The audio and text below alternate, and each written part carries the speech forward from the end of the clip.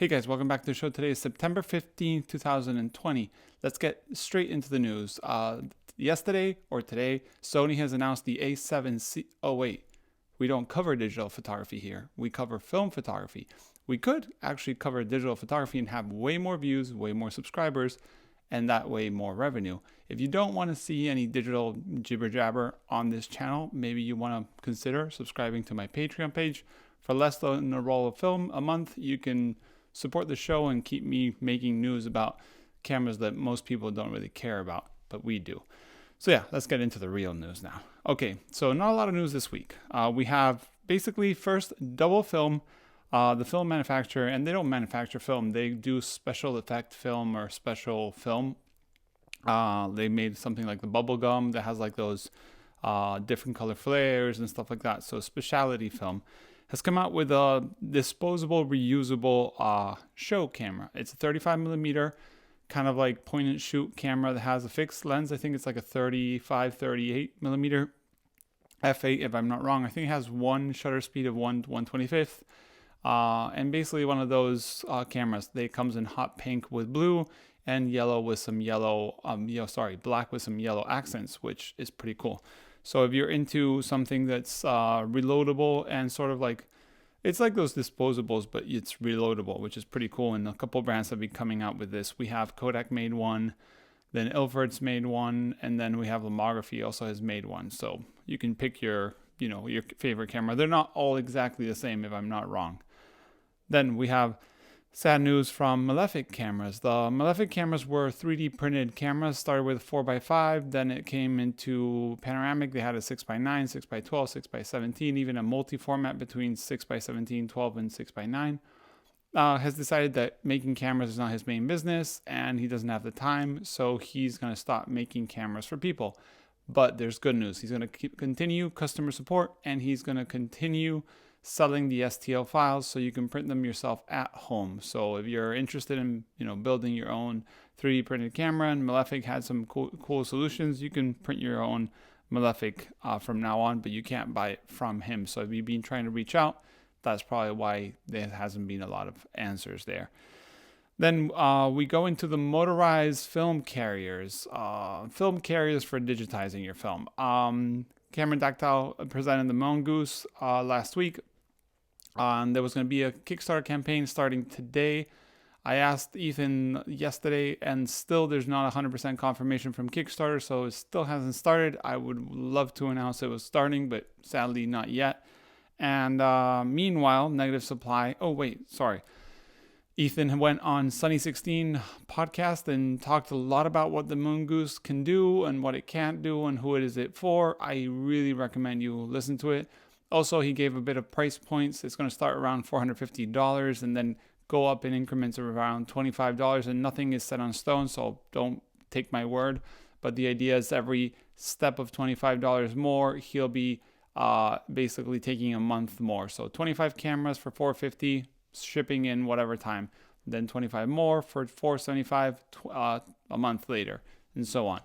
But I want to say maybe as a reaction, Negative Supply have come out with a bit of a teaser of their motorized carrier.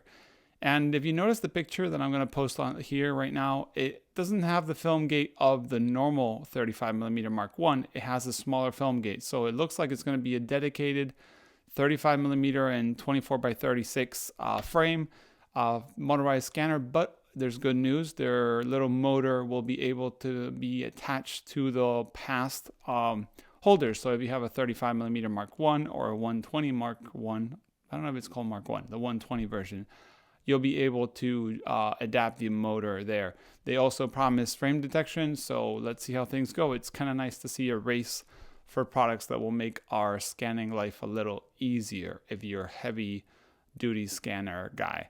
I actually scanned my own roll of black and white film yesterday with my Frontier SP2500 in manual because I don't have the working automatic, and it takes over 45 minutes to do that. So I'm pretty excited to see these automatic things. And most of them say it's for labs, but honestly, I shoot enough film to be my own little lab. Then Something that's disrupted my attention, at least, is Shanghai, the Chinese film manufacturer, has a GP3 ISO 400 film in medium format. But that's not the big news. It's coming out in 120 and, wait for it, 220 format. So the long gone missed, by me at least, very missed 220 format is somehow coming back from China. Hopefully we'll see more people jumping on 220. If you've never heard of 220 film, it's basically the same as the 120 film that we have here, but it was double the length. It had backing paper, then no backing paper, and then backing paper again. So the roll was just a tad thicker, but very little. And you got double the shots. So on 6x7, you got 20 shots. On 645, you got 32 shots. It was a great world when 220 was around. I miss that more than any emotion, but we'll see. Hopefully Shanghai will be available soon. I think already is available for those that can buy it. Let me know if that's actually really true, and let me know how the ISO 400 performs, because I think we had the Shanghai in ISO 100. So hopefully, 400 is pretty decent and 220 is really good news. And basically that's the news for this week. Do remember that on Mondays I do superfilmsupport.com. If you feel like writing any questions or doubts, I'd be really grateful, because it's fun to answer and help people. Yesterday's video was all about the Intrepid versus the Chamonix. A bit of like my idea if you're a beginner or not, and what camera should you choose. I wanted to state that maybe I was a little too harsh on Intrepid. I actually even have an Intrepid camera over here. I'm very big friends with the brand and I really like what they're doing. Just sometimes the cameras have little things that I think are needed to be told, and the community is great and the brand is great, but the cameras sometimes need a little extra work, but it comes at a price. So yeah, you can go check out Superfilm Support. I'll leave the link for this week's below. Also, there's going to be more news coming out from this YouTube channel very soon. I'll give maybe a channel update on what's coming and what's changing a little bit. But yeah, very excited. As always, you can send an email to the email below. As I said last week, if you're a brand and you're wanting to sponsor the news, it's open for sponsorship. Of course, it has to be a film photography news or brand, because we don't want to talk about megapixels here yet, or maybe never. So yeah, guys, thanks for watching. Hope you have a nice week. See you in the next one. Bye.